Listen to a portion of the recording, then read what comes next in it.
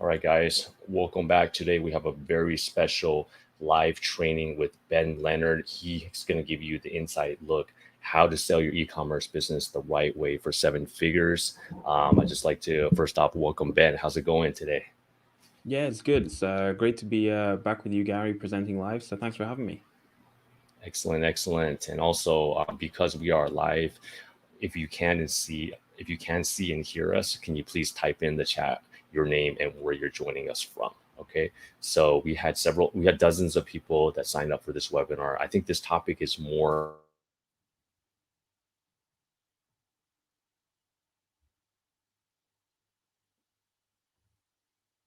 and looking to get some real world information from someone who's done it himself. All right. So I'd like to quickly introduce Ben as we're starting out. So Ben Leonard is best known as the founder of Beast Gear. He's a seven-figure seller. He exited his Amazon brand, his e-commerce brand, for over seven figures after 3 years. That's kind of like the holy grail of in the business world, right? And then he built a business on his laptop in his cupboard in his spare time while working a full-time job. So he's walked the walk. And then today he's going to talk the talk. He's doing it all over again, and he's helping others do the same with his ecom brokerage, Ecom Brokers. So today he's going to reveal how to sell your business for what it's truly worth, the right way, and not what the aggregators want to give you, and not what some flippers service will list it for. Okay. So today will be about a 1 hour session. And before we begin, Ben, where are you joining us from today? I am in Northeast Scotland in the UK, so probably quite far from most of the people watching this live. Awesome, awesome. Scotland in the UK. I don't know that much about Scotland. I am a fan of Scotch, so hopefully I'll be able to visit you sometime Yeah, soon once we get back to our. Yeah. we have plenty of that. Yes, yes. So we've heard. Okay, so I'd quickly like to give some shout outs from a couple of our people as they're coming in. Welcome Kim from Ponte Vedra Beach, Florida. Great to see you. And I also welcome Richard from Toronto, Canada. Excellent. So we do have a global audience today. All right. So just to kick things off, Ben, I feel like a lot of sellers they're getting some success in their business. Maybe they're doing six figures, or they're already at the seven-figure point. We had dozens of people fill out the survey. We saw that they're there. Why on earth would you sell your e-commerce business, Ben? Yep, great question. And it's something that I'm gonna cover in a few minutes. But there's plenty of good reason to sell your business. For a lot of people, they've simply reached the point where they don't have the passion or the drive for it anymore, or the get up and go. Right. Often the most exciting part of building your business is the time from when you get the idea to the time that you're launching the rocket, riding by the seat of your pants, and you haven't quite got to orbit yet. Then you get to orbit, it's quite fun for a while, but then you get a bit bored and you're ready to move on. Some people need the money because they have a new idea for a new project and they want to put the money into that.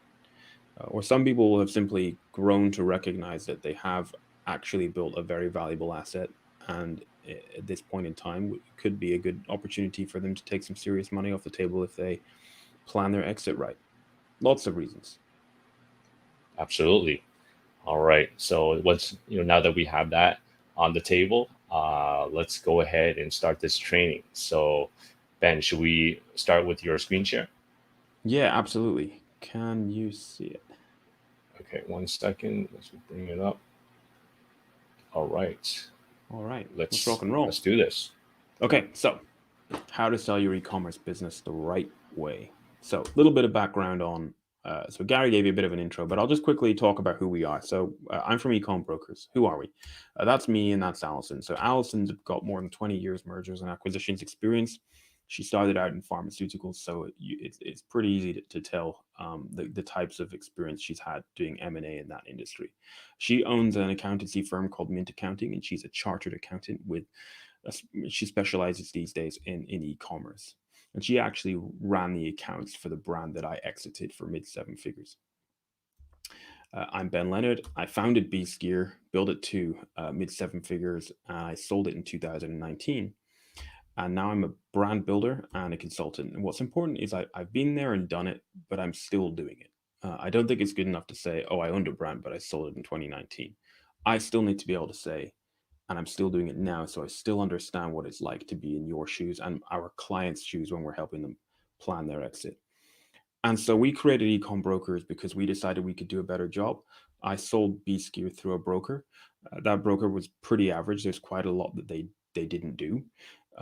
And what they did do, they managed to mess up a bit. And Allison actually came to the rescue and did a deeper analysis on the numbers to maximize the value of the business. And so at the end of that process, we said, well, we can combine our skills, me on the e-commerce side, living and breathing e-commerce, understanding how it works and how your business works, Allison on the M&A and accountancy side.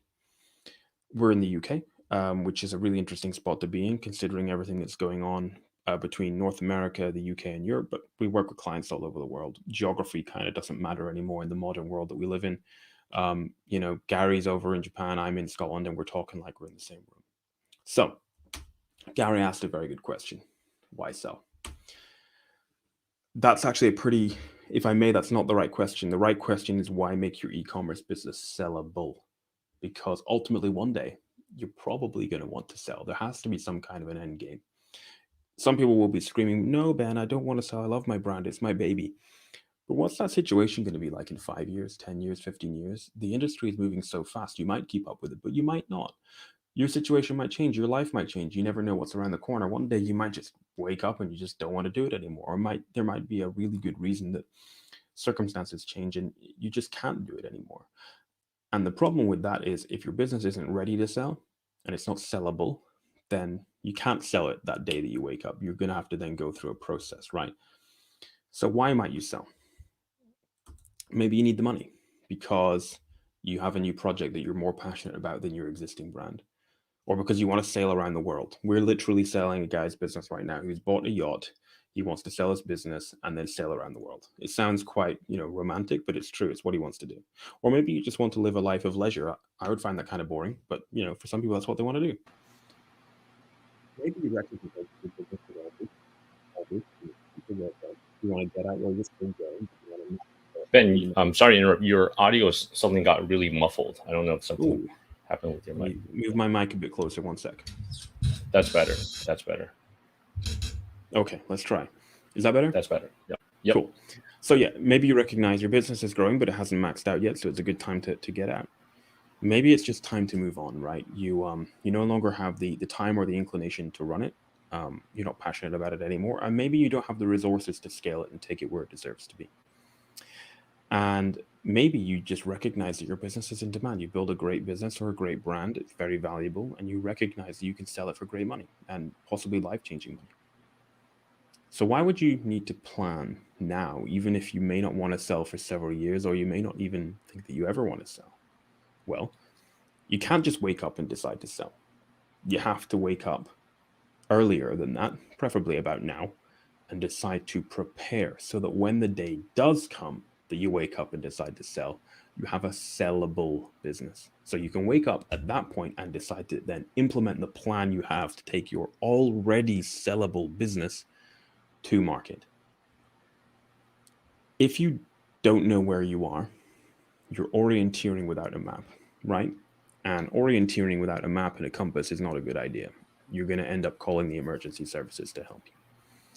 So what's a really good idea is get your business valued now, regardless of when you want to sell, or even if you think you ever want to sell, because then that gives you the foundations of a plan of where to go from here.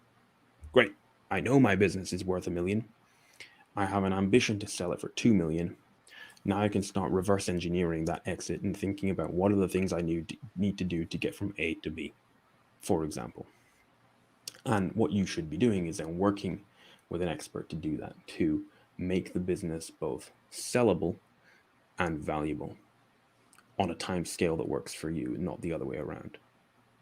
And that means that when aggregators, and I'm going to talk a lot about aggregators, but it's really worth remembering that your business may not be the type of business that gets sold to an aggregator. Might go to a competitor, might go to other private equity, might go to a family office. But when an aggregator does approach you, and inevitably they will, you know what you're dealing with.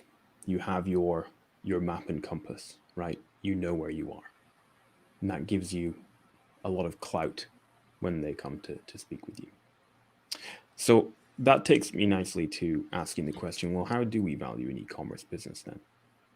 And Excellent, Ben. I'm sorry. Can I just interrupt for one Please second? do. I just Yeah. wanted to kind of highlight the value that Ben is sharing right now. And I know that there's as you guys are joining us live on the call, I'd love to make this more interactive. So if you guys have any questions for Ben, feel free to jump in the chat and type it, and then we'll get to it there. I think it's super valuable, the fact that you can have direct access with someone that has already done the whole process, because I know a lot of you guys had questions about the process, about there's contradicting information out there. We're hearing a lot from the aggregators, but how do you really figure out how much your business is really worth? So I highly encourage you guys to, if you have a question, feel free to drop in the chat. We'll get to that within this hour. I think just like, this person like Ben has already gone through the whole journey, right? So I think there's a lot of valuable opportunity that for a lot of you guys there. All right. Okay, let's keep going, Ben. Sure. So how do we value a business? And I'm going to keep this pretty simple for the purposes of this webinar, because there's a lot of different people who will be watching this, whether it's live or watching the replay, who all have different businesses. So I'm going to speak in fairly broad and general terms. So please, keep that at the back of your mind. Generally speaking, it's simply valued like this. We multiply the trailing 12-month performance by something called a multiple, and that gives us the value of the business. So the first question you may be asking, well, how do we measure that performance? And we measure that in two ways. The first is EBITDA, which stands for earnings before interest, taxes, depreciation, and amortization. And that's usually for businesses which are taking $1.5 million or more in revenue. And the second is something called seller's discretional earnings, which is usually for businesses doing less than $1 million. But it's really important to point out that actually in e-commerce, it's quite common to use SDE, even for the businesses that are doing more in sales. And so the difference between SDE and EBITDA is that EBITDA, they both measure performance of the business, but they both do it slightly differently. EBITDA basically allows investors to compare your business against others in the same industry by removing expenses that would skew a fair comparison. So by removing interest, taxes, depreciation, and amortization, and we're only focusing on earnings. Whereas seller's discretional earnings, and that's an important word there, is really looking at, it tells an individual looking to buy the business, even though we're not necessarily talking about individuals, we're talking about enormous aggregators, but it tells them how much they would make if they worked full-time in the business. It's really looking at what is the business worth when we remove the earnings of one full-time owner-operator. And that applies a lot in e-commerce, because so many e-commerce businesses are of about that size.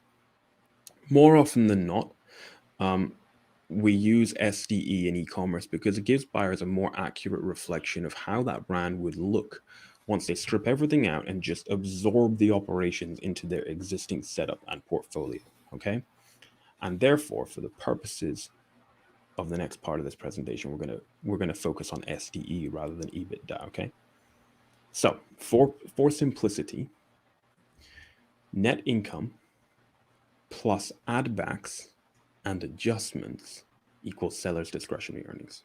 So now you're wondering, well, what's add backs and what's adjustments? You told me about performance. I haven't told you about multiples yet. We're going to come to that. So what's add backs and what's adjustments? I'm going to talk about that in just a moment.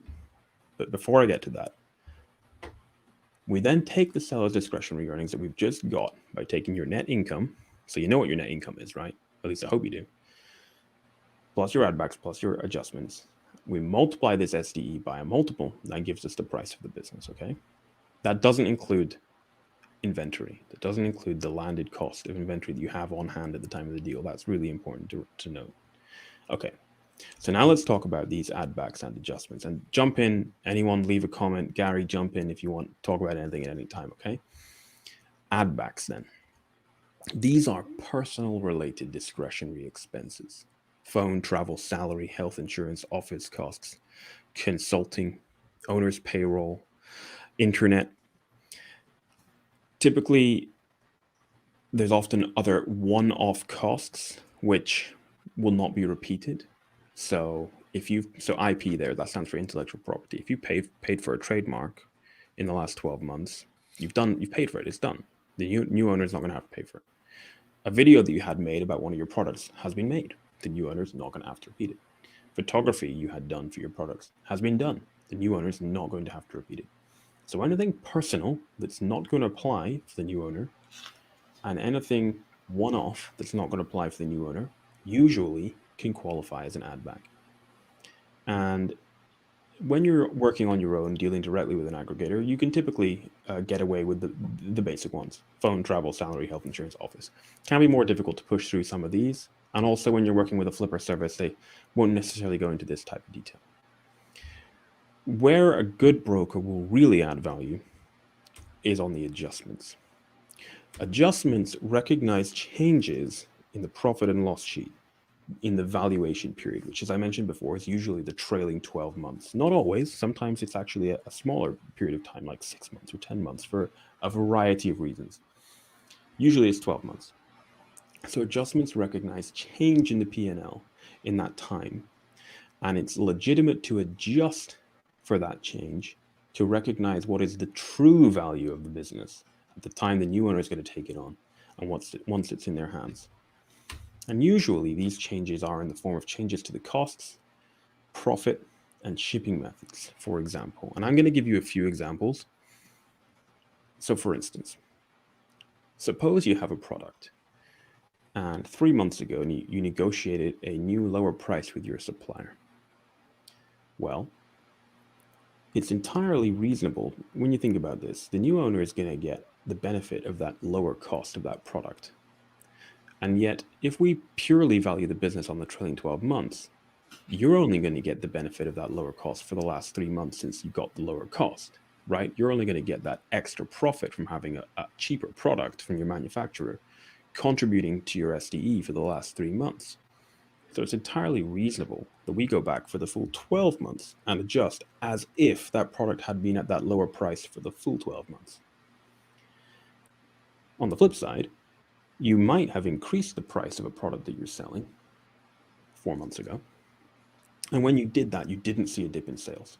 In fact, sales stayed the same or maybe even went up because customers perhaps view your product as being more premium. Now, you have to look at the data and prove this, of course. But if that is the case, the new owner is going to get the benefit of selling at the higher price point, more profit in their pocket. It's therefore only reasonable that we adjust as if you had been selling at that higher price point for the full 12 months, and not just the last 4. Or what if recently you started to order enough volume from your supplier to justify shipping by sea rather than by air? Well, the new owner is going to benefit from shipping by sea. So it's only fair that we go back and adjust for the full 12-month period, adjust your COGS down to account for the cheaper shipping method. Sometimes we can actually, even if you've always shipped by air and you still ship by air, if we can demonstrate to the new owner, look, you're going to be shipping by sea actually when you amalgamate this with the other brands that you own. Therefore, it's reasonable for us to adjust the COGS as if you're shipping by sea. Sometimes we can actually do that as well. So you can see that if you apply this to multiple products, you can add 6 or 7 figures to the value of a business by doing this. It's not fudging the numbers. It's performing an in-depth analysis to understand what is the true value of the business to the new potential owner. Here's Ben. Yeah, I just wanted to point out Paul's great points on the adjustments. I agree. I think this is something that's very valuable, and if you're not an expert, you may overlook some of this. Talking about shipping, how has the impact of the whole shipping crisis, the perfect storm with the higher shipping costs, we're seeing container costs of over $20,000 from Shanghai to Long Beach, the delays, all of this perfect storm, how how is this impacting like the whole adjustments and valuation from your perspective? Yep, it's an interesting one, and we are starting to just see indications that things might be getting a little bit better. There's some noise starting to emerge that there might have actually been some discussions even between the US and China that might be helping on this. But just to answer your question, everything is relative. So if we're able to adjust to recognize the difference between air shipping and sea shipping, we can still do that regardless of what has actually been going on. In addition, what we're able to do is forecast what is the business going to be worth as things return to normal as well. And there's a bit of give and take in that, right? We can be quite potentially optimistic, and a potential buyer may push back on that, and there's a bit of give and take on where we end up, right? Another one on there that I just want to highlight, and again, so this is, I'm just kind of scratching the surface. When we do the deep analysis on this, there are tons more opportunities to make entirely reasonable and appropriate adjustments. But suppose you went out of stock for some reason, which we can demonstrate wouldn't affect the new owner who have, if you're a small team or even a one-person owner or operator, you might have gone out of stock for some reason, which you can demonstrate won't happen again, perhaps because you've now changed suppliers to a much more reliable supplier, or for whatever other reason you changed freight forwarders, who knows. And you can demonstrate that wouldn't likely happen to the new owner. We can adjust it if you hadn't been out of stock. A slightly extreme example would be if you went out of stock because your stock was caught up when the Suez Canal got blocked. Well, that's a once in a generation thing, right? Highly unlikely to affect the new owner. So you can make an adjustment there if you hadn't gone out of stock. I want to talk you through an example, right? So let's say you sell 50 units a day of a product. And 3 months ago, you increased the price, and now you've increased the profit on that product by $2. So $2 increase in profit on that product. Over a year, over 365 days, that's $36,500 extra profit. If you sell your business at a 4x multiple, that's 150 grand added to the value of the business based off of a $2 profit increase on one product. If you apply that across multiple products, you can see that you can add high 6 or even 7 figures to the value of the business just by going through an appropriate process. On the other hand, if you just send your P&L to an aggregator and they just come back and tell you what they're going to give you for your business, you're going to leave a lot of money on the table because you haven't gone through an appropriate process with an expert who's doing this kind of deep analysis. So let me give you a couple of examples, because some of you will be wondering, well, how do we land on the multiple? Okay, because I've spoken a bit about multiples and I just mentioned 4x there. So if your seller's discretionary earnings are 100 grand, it's a 2-year-old business, it's diversified, it's growing, you'll probably get between 3 and 3.5x, maybe a bit more actually, depending. If your SDE is 500 grand with massive off Amazon sales, lots of intellectual property protecting the brand, massive growth, it's 5 years old, could be much higher, 4 to 6, or actually even more at the moment. So you can see actually there's a really interesting thing going on here. It's not just that when you increase your SDE, you're going to get more because you're multiplying 500 grand by 3 instead of 100 grand by 3. Actually, when you make your business valuable and sellable by doing some of the things that in my opinion you should be doing to make your business valuable and sellable. So having intellectual property to protect your business. I spoke about this at the last 7-Figure Seller Summit. So if you haven't seen it, go back and watch it. Having off Amazon sales, so diversifying your sales channels, growing. You're not only multiplying your SDE, your higher SDE by the multiple, you're actually getting a higher multiple as well. So it's a compounding, double effect, right? And your SDE really has to be calculated by an expert who is an accountant and an M&A expert, understands e-commerce and the market and what your multiple should be. Otherwise, you're leaving 6 or 7 figures on the table, and the buyer is going to be laughing at you because they're going to know that they're getting a great deal. Not only has your SDE been calculated very poorly, so it's hundreds of thousands, if not millions of dollars less than it ought to be, but your multiple is going to be a hell of a lot lower too. So they know the moment they buy your business and roll it up into their roll up, they're going to double, triple, quadruple their money, in a second, the moment they own the business. So doing this properly actually pays for the expert's fees many times over. Whatever expert you work with, they have to earn their commission by doing this type of thing properly. And I can see that we've got some questions coming in, so maybe I should go to those before we move to the next section. So we have a question from Kim, adjustments question. What if the COGS, cost of goods sold, from this year is twice higher than the previous year? The retail price is also higher. How to correctly measure or show the difference on the P&L? Thank you. Yep. So you're saying your costs with your suppliers have gone up double, but you're also selling for more. So what I would want to understand there is what we'd need to have a deeper look at what's the bigger picture for the business. What actually is your profit, and also what's your top line, and a deeper understanding. And again, this is where a good broker stands apart from some kind of flippery service, is actually sitting down and understanding what's going on. Why have your COGS increased? Is it going to come back down? Is it something unique about your industry or about a particular raw material that you require, or something going on with your supplier? And then when you understand that, you can begin to build a picture about how it really looks.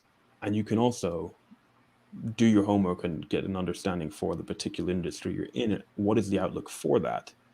And would a potential buyer for a brand or business in that industry have an understanding of that? And therefore, can we value the business appropriately to say, look, yes, costs have gone up, but also our profit has remained stable because we've increased our prices. Consumers accept this because they understand what's going on in this particular industry, and all of our competitors have had to raise their prices too. And here's the outlook for that industry. Here's what's going on.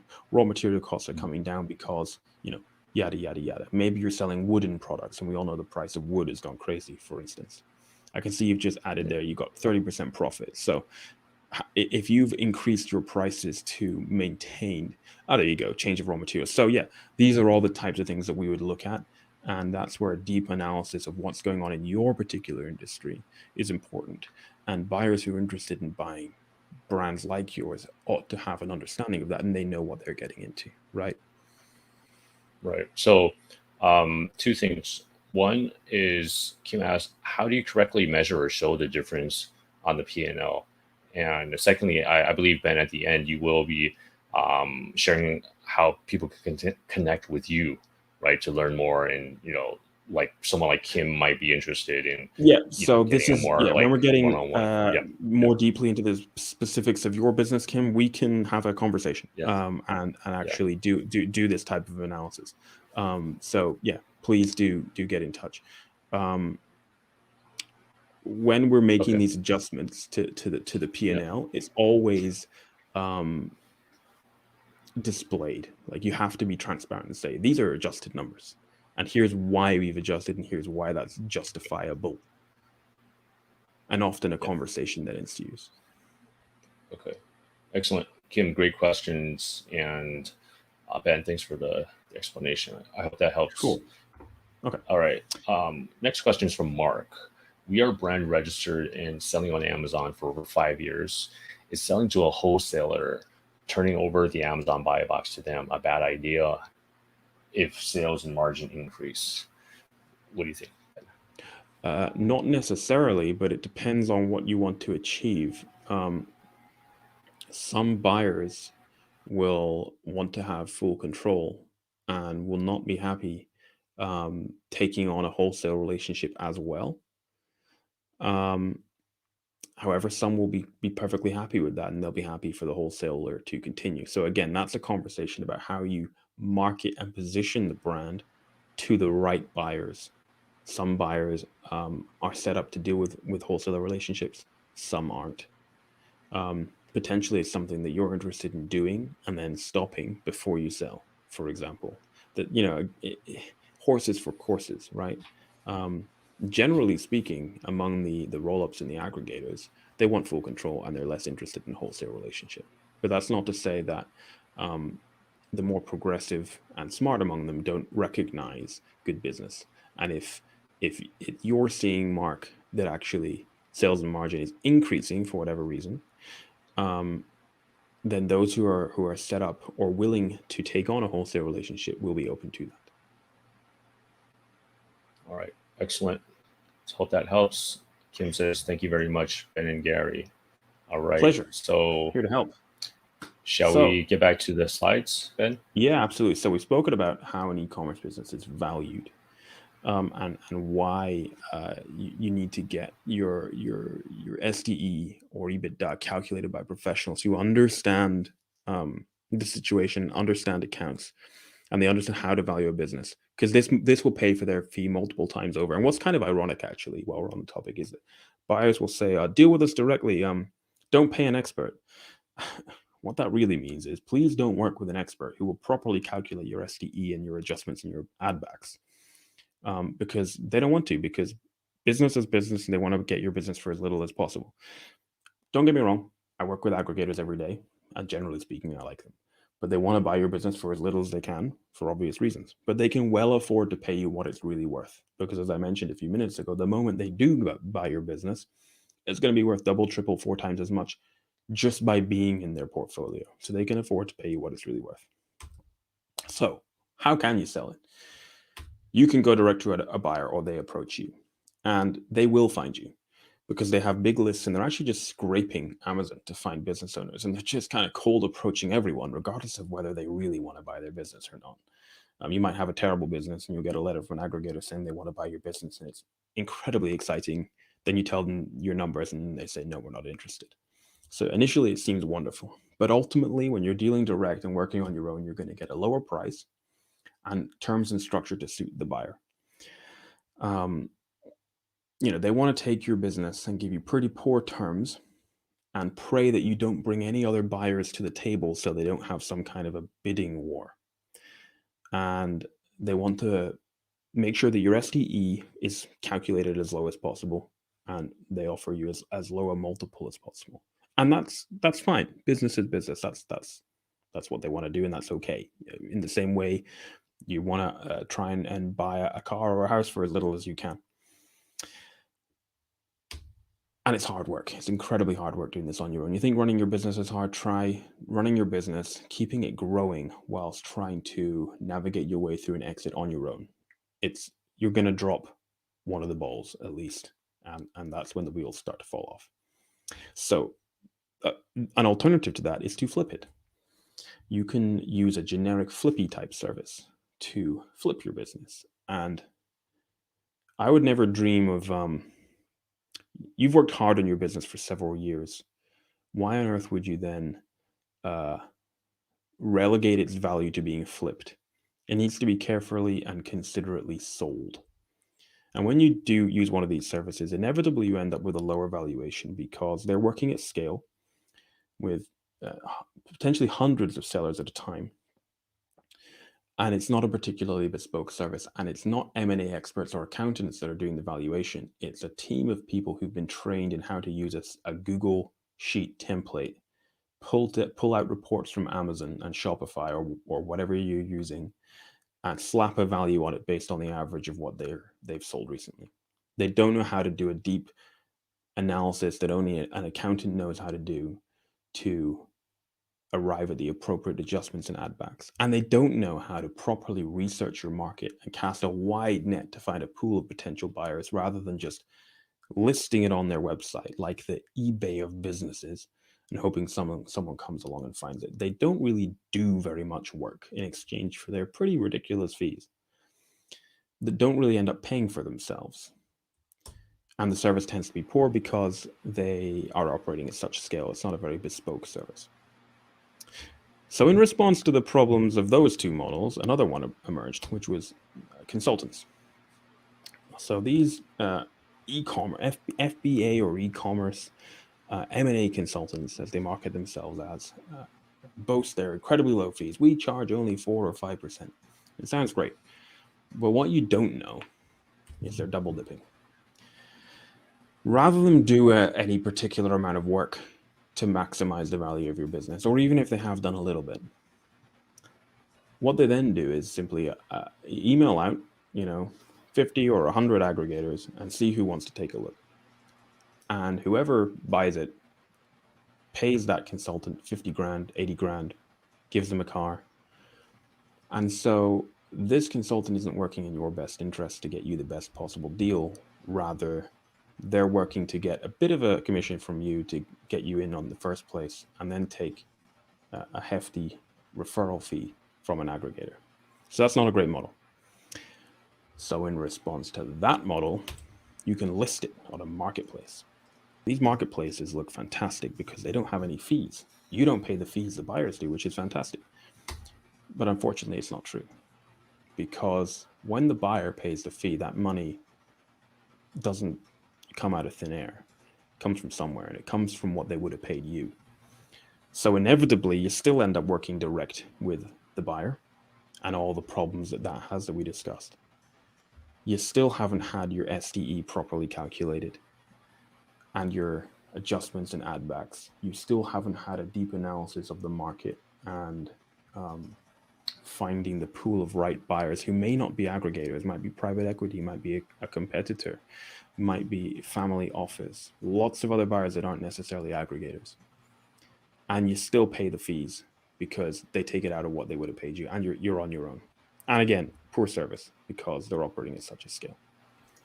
So those models don't really work very well. And when you put it on a marketplace, you're basically saying my business is a commodity. Please take it from me, rather than saying I've worked hard on my business for years, and it's worth something, and it's worth taking through a full and thorough process to understand how I can sell it.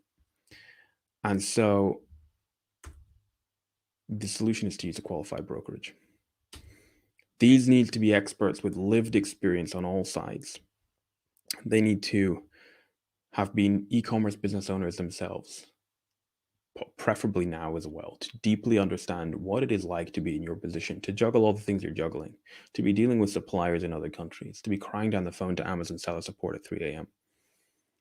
They need to be mergers and acquisitions experts, and they need to understand accountancy. And they need to work with you until you're ready, and not the other way around. They need to sit down and understand your goals. You want to sell it for X, when? Is that realistic in the current environment? And they need to be honest with you about that. And they need to be in the business of adding value, right? They need to get your business built to sell, which, by the way, is the name of a great book I recommend you all read. Neat and tidy with a ribbon on top, and ready for a buyer to analyze it. So they need to be working with you to get you going on the due diligence before you've even spoken to a potential buyer, so that when they come to look at it, they are deeply impressed and much less likely to push back on anything they don't like that they find. It makes the buyer's life a lot easier too. They need to be organizing and calculating your numbers and adding value such that the commission they charge more than pays for itself. Then they need to position the business properly and market it to a pool of the right buyers who would all have the chops to run your business. Because again, if we're going to talk about aggregators, 80% of the aggregators are going to fail because they don't know what they're doing. They know how to raise money, but they don't have operational chops to run the business. So it's really important that if you are selling it to an aggregator who may not have the operational chops, that your broker and the legal representation they help you get helps you structure the deal such that you are protected in the event that the operational side, doesn't go well, potentially by front loading most of the deal up front, or by having a really tight structure on any kind of an earnout such that you're protected for any screw ups that happen. Which brings me to my next point. They need to work with you to structure the deal to suit you and not the other way around.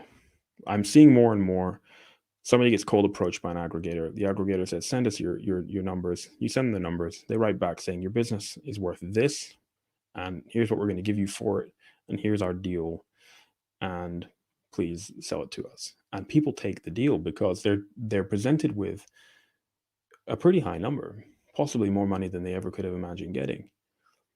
But actually the business is worth a whole lot more than that.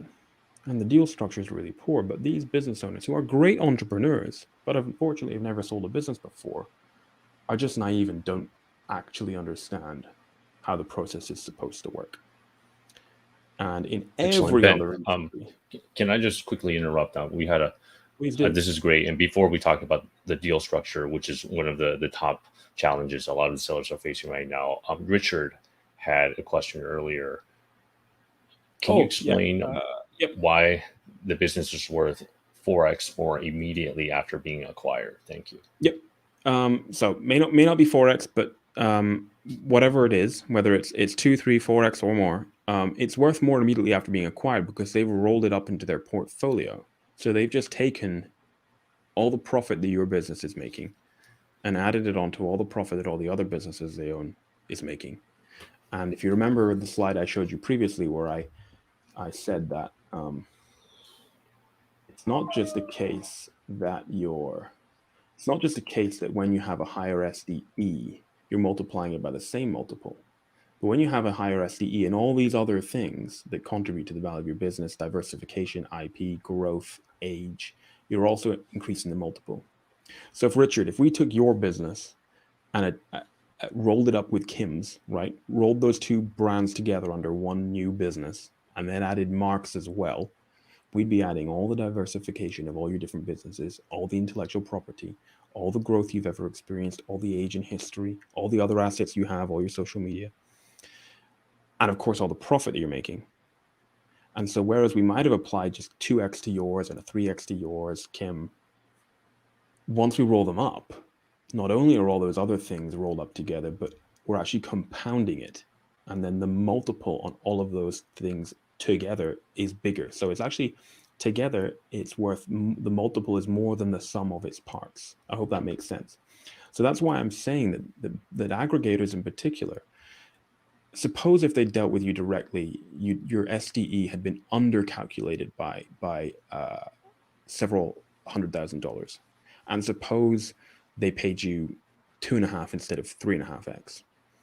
Yes, they're getting a better deal, obviously, because they've basically kind of ripped you off. But they can well afford to pay you what it's really worth once you've taken it through a process, because the moment they buy it, it's worth way more anyway. Does that make sense? And that's part of the reason that aggregators actually really like us, because yes, they end up paying more for a business. But on the other hand, we only present them with really great businesses that are really neat and tidy, built to sell, organized, ready to go. The numbers have been vetted, and they know what they're getting, which means that Bob in acquisitions at Aggregator ABC looks really great to his colleagues when he brings along this fantastic business that Richard has built, rather than some other rubbish thing that he's just found on a scrape from Amazon, right? So I hope that answered your question. Excellent.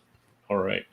I think this is kind of like that analogy, like you're trying to sell your car, and a lot of people don't do their homework. They don't know like the Kelley Blue Book value, so they'll just take whatever offer someone on Craigslist will give them, right? But like the smart seller will kind of go to, let's say, I think Lexus has like a certified pre-owned program where they'll literally like help you like fix up, touch up any like detailing, make sure the oil's changed, like any minor scratches are buffed out. So it'll really present your car in the best possible light to maximize that valuation. So it's kind of like, it's better for the buyer, it's better for the seller as well. Ensure that middle person is going to take something, but they're adding more value. So ultimately you'll come out with more on top. Just something that kind of resonated with me. I don't know if that's on point, Ben, but no, it's always good to have an analogy, and I think that works quite nicely. Yeah. Okay, excellent. Let's keep going. I know that deal structure is a big thing, and Richard says cheers. Yeah. All right. If anyone's got any questions on deal structure, please chime in. We can certainly talk about that. So we've spoken about the wrong ways and the right ways to sell it. I did, I mentioned that I like aggregators, and I do. It's just that if you're going to sell to an aggregator, you need to go through the right process. But if you are talking directly to an aggregator, and if one does approach you, have a conversation with them, because it could be that's an extremely good lead to take to a good broker. But say to them, look, I know your background. You got a great financial background. You know about how to raise money, but what are your e-commerce chops here? Am I doing the right thing selling direct to you, or is the best thing for my brand actually to go through an experienced broker? And then you've got them at checkmate, because the truth is, and they know it's true, because it's in every other industry that's more mature than this one, and we're in a new wild west of M&A in e-commerce, right? Buying and selling e-commerce business has only just exploded. In every other industry, the truth is that yes, taking your business through a real process to maximize its value and find the right buyer is of course the best thing for you, because by default you're going to get more money. So if they basically lie to you and say, oh, yeah, it is best to come with me, you can really dig into that and say, well, great, so presumably your bid will be better than everyone else's. And if they say, yes, it will, well, take them to the cleaners. And hopefully you will indeed be able to get a higher bid from them than everyone else, but you still won't have had your SDE or multiple calculated properly, so you'll still end up worse off. But they probably won't be able to meet the true valuation. So if they say, well, no, actually our bid won't be better than anyone else's, then they probably just view your business as a commodity and just some other brand that they found on Amazon that they want to buy up, in which case they might not be the right buyer to take your brand forward. And if they say, no, we won't pay you the most, but we're the best because XYZ, then you say, that's fantastic. Thanks for letting me know. I'm sure you'll end up being the preferred option that our broker finds. And then, you've won, right? You've won at that point. So with that said, how do you plan ahead? Because the worst thing you can do is not plan for an eventual exit, right? Even if an exit isn't currently on your agenda. You got to find out, and I mentioned this at the start, right? You got to find out what your business is worth now, and then reverse engineer the exit with suitably qualified experts. The number one mistake people make is not planning, getting an offer, going it alone, using a generic service. We all hire experts to help us in our businesses, whether that's PPC experts, intellectual property experts, somebody to help us with a legal dispute. So it continues to bamboozle me as to why people do it with their most valuable asset is to try and go alone, and that's your business. Don't do that. So with that in mind, we're here to help you. You can contact us. There's no hard sell. Those are my details. You can email me, ben@ecombrokers.co.uk. We're at ecombrokers.co.uk. And if you go to ecombrokers.co.uk/7FSS, you can get a free ebook about how to prepare your business for sale. And of course, you'll get 10% off our fees when you mention this webinar. So I hope that was valuable. I'm here to take questions. I know a few people wanted to talk a bit about structure, I think. But anything else that's come up, please do ask. I'm here to help. But Ben, thank you so much for the excellent training.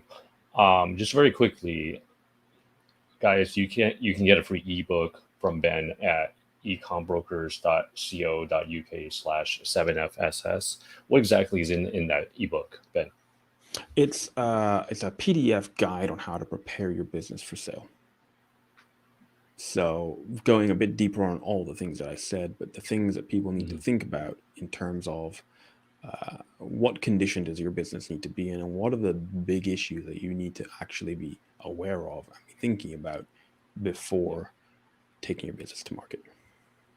Excellent. So I just dropped the link in the chat, guys. I highly recommend you check that out. You really arm yourself with knowledge, before you go sign that deal sheet. All right. So we have another question that just came in. Kim asked, besides the 3+ years in business on Amazon with brand registry, how do you find out if the business is ready to sell or not? Ben, thank you. Sure. Yeah. Good question. So 3 years is a good length of time. Is it growing? What is the growth history? Have you maxed out growth yet? Is there still some meat on the bone for the potential new owner? Are there opportunities that a potential new owner could immediately benefit from, like launching new products that you've already prepared, or taking the business into other geographies that you haven't exploited? Maybe you're selling in the US, but you haven't sold yet in other parts of North America or Latin America or over in Europe. This could be quickly exploited by a new owner with more resources than you do. What's the stability of the business like? If you tried to hand over the keys to somebody else tomorrow, would they be able to run it? Is it in a shape that a new owner could absorb it into their systems pretty easily? Or are they going to look at it and say, this is really complicated, we don't know how to handle this? What is your intellectual property like? Have you got that in order in terms of your trademarks, patents, design registrations? How is your accounts? Are your accounts all neat and tidy and in order and accrual based rather than cash based? Have you got systems and processes that a new owner can onboard quickly? These are the types of things. And again, that's dealt with in the ebook. And I spoke about it also at the 7-Figure Seller Summit recently too. So you can go take a look at that too. All right, great. So Kim says, thank you for the PDF link. So Pleasure. I highly recommend you guys check that out. We had some pre-submitted questions I'd like to get to, guys. Several questions about the deal structure, and also how about getting cash upfront versus earnouts. Can you talk about that? Getting cash upfront versus earnouts. So the first thing to say is that neither is wrong. And it depends very much on the business. And some people will prefer an earnout because they can see where the business is going and they have confidence in the buyer, who may not be an aggregator, remember, to hit certain targets. And they want to actually benefit from the upside of where the business is going. They just don't actually have the resources to take it there themselves. That said, in a competitive environment with several buyers at the table, you'll probably, if you want cash up front, you can probably get 90% up front at closing. Could even be 100. Typically, we're seeing between 70 and 100. The buyers will say, deal with us directly and avoid the broker fee.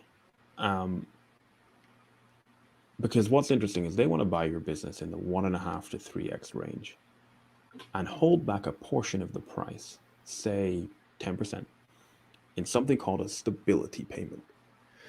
And if you try to find out what a stability payment is by Googling it, you won't find very much before 2018 or 19, because it was a new thing that Aggregators invented. It's a makey-uppy word, which basically means we want to pay you some of the money later, just because we do. It's a way for them to avoid paying you so much up front. After the cash up front of this stability payment, which is guaranteed, but it's held back, right? They're the earnout targets. So they're looking to have targets sometimes on a quarterly basis, but often on an annual basis. It says if the business achieves X, Y, Z income, we'll pay you X. And that's absolutely fine, provided you negotiate the deal such that those targets are realistic and reasonable and fair for everyone, and that there's a sliding scale that protects you. So if you miss an earnout target, or rather they miss an earnout target, right? They're running the business now. If they miss an earnout target by $10, you're not going to miss out on $500,000, right? Which is unfortunately actually what can happen. There needs to be a sliding scale so that if you don't hit the top target, you get another bite, right? You get, rather than getting, you know, if you were going to get $250,000, you get 200,000. If you don't hit that target, you get 150,000. You see where I'm going? Yeah. The next, so that's cash up front, and that's earnouts in a simplified form. Mm-hmm. Excellent. Okay, we have another question from Paul. If we're growing rapidly, could say a trailing 8 months plus a 4-month forecast be a sellable revenue and profit position? Note the 4 months will be the holiday October through December period, September through December period. Yeah, you can do that. You can, so rather than a trailing 12-month, you can have a trailing, in this example, 8-month and a 4-month forecast, provided it's really well justified, and the forecast is reasonable, right? You can't just forecast something astronomical which isn't achievable, because apart from anything else, you're not going to get a deal, right? The buyers aren't stupid. Yes, we want to, if you're dealing with them directly, the deal that they're going to present you with is entirely skewed in their direction. Our job is to maximize the value of the business, market it to a pool of the right buyers, and then help you skew the deal back in your direction to something that is a lot more fair. And so what you can't do is just forecast something ridiculous. It needs to be reasonable, and it needs to be priced to sell. But yes, you can do that in the right circumstances. It sounds like a quite particular set of circumstances, so it might be interesting to hear more about that, Paul. Feel free to get in touch. Yep. Ben, could you also share your email address again? Let me just bring that up. It's Ben on the slide there. Yeah, there you go. Ben at ecombrokers.co.uk. So yes, it's a UK domain, but we're working globally. Clients in USA right now. Right now we've got USA, Mexico, UK, all over mainland Europe, Singapore, Hong Kong, Australia, Israel. So yeah, we're working all over the place. Excellent. We had another pre-submitted question about actually getting the money. Okay, I think ultimately this is what people want, right? So selling the brand, how can I, the seller, get the money rather than the company get the money? Very straightforward. Yeah. If you sell, let me talk from experience for a moment, just to make it really straightforward. When I owned my company, Beast Gear, I sold the company. I was the sole owner of the company and I sold it. Similarly, if I was selling my personal car that I owned, so I got the money. It's as simple as that. It's my business. I sell it. I own it. I get the money. That's how you do it. You sell your business, you get the money. If you're talking about an asset sale, so you want to keep your business and sell your brand, it gets more complicated depending on whether your brand is owned by the business or you. And that's where tax issues can become quite specific to your particular circumstances. There are things you can do, such as actually transferring the ownership of the brand to you personally rather than under your company. These sorts of things require a little bit more careful planning, particularly with a tax expert in your jurisdiction. And that's something that we can help with, actually. Depending on what geography you're in, we can connect you with the right people to talk about the best way to plan your tax. So just to give you an example, right, in the UK, most entrepreneurs do want to sell the company like I did, because when we get a tax break, so rather than paying 20% capital gains tax on the sale of an asset, if we sell the whole company, we only pay 10%, up to £1 million. It used to be 10 million, but they recently changed it, sadly, to 1 million. So in a nutshell, you own the business, you sell the business, you get the money. Excellent. All right. Ben, we're almost out of time. Can you share a little bit more about Ecom Brokers? How does that? I mean, how do people work with you, and what's your fee structure and revenue model, so people understand? First off, if you head over to the second link there, ecombrokers.co.uk, you'll see two links in the top. One says how we're different, and one says about us. They're both worth reading. How do we work with people? Several ways. The most simple is somebody comes to us and says, I want to sell my business now. And what we won't do is we won't say, great, we'll sell it for you really quickly. We'll flip it. What we will do is we'll say, well, we will sell it for you now-ish, but more haste, less speed. Let's understand how we can maximize the value of this and get you the best possible deal and sell it to the right buyer for a structure that is appropriate for you. Some people will come to us and they'll say, I just want to find out what my business is worth. And we'll say, it's worth $500,000. And they'll say, I didn't really want to let it go for less than $750,000, in which case we can help reverse engineer that exit. And sometimes actually that's enough, and we send them on their way with a list of things that they need to get after. Sometimes we'll actually mentor people on a route to an exit, sometimes over a period of many months. We're in the business of helping people and being patient. So we'll work on what works for you. Those are the two key ways, to be honest with you. Okay, thank you so much, Ben. Any last questions, guys? Feel free to drop it in the chat. Other than that, we covered a lot today. I thank you again, Ben, for this excellent training. Also about your fee structure. Can you talk a little bit about that? Yeah. So we are. It's actually currently in live review. So I can tell you that it won't go up. We're purely trying to understand if there's a better way that we can just structure what it is. But here's what it is at the moment. Again, if you go to our website, click on how we're different, you'll find our fee structure at the bottom of that page. It's a sliding scale, which means that we're incentivized to sell your business for as much as possible, which you'll be pleased to hear. And you don't get paid until we don't get paid until we sell your business for you. But basically, if we sell it for under, and this is in British pounds, but we actually have this in dollars as well. But under £750,000, it's 12%. Between £750,000 and £1.5 million, it's 10%. Between 1.5 and 3.5, it's 7. Between 3.5 and 7.5, it's 4, and above 7.5, it's 1.75%. What's important is our philosophy is that the work we do more than pays for the commission we take. We charge less than some of the generic flippy service out there who don't really do any work to justify their commission, as we spoke about in the presentation, and we charge more than the consultants who also don't do any work and then unfortunately take a referral kickback off the buyer as well. So we're here to serve you. That's the way our fees work. Excellent. All right. Well, thank you again, Ben.